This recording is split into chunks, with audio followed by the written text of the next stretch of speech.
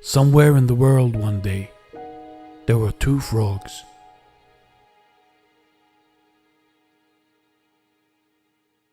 These frogs were best friends, like brothers.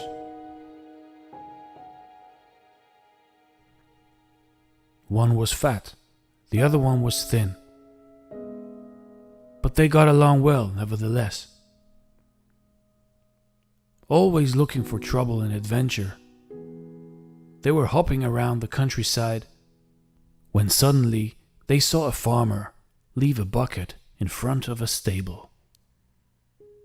Curious as those two were, they went over to see what was in the bucket. Because the bucket was too big, they couldn't see what was inside, and so they just jumped in.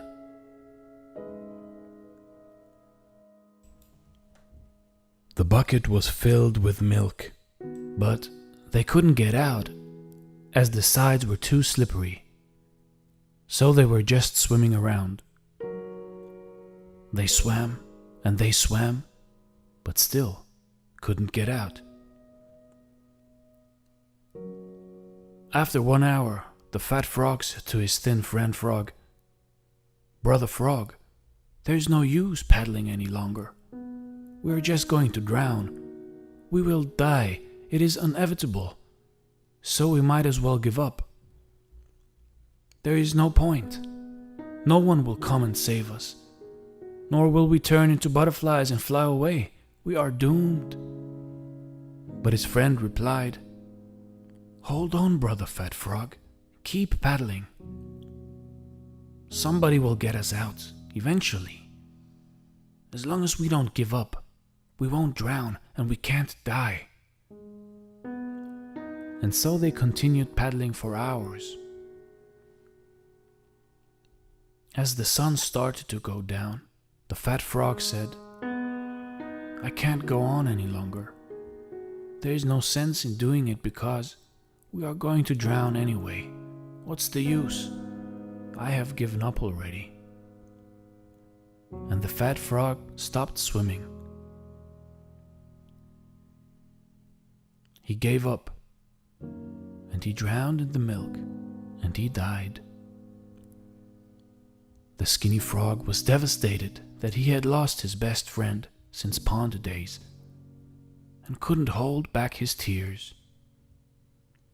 But more determined than ever, he started paddling even faster and faster to numb the pain.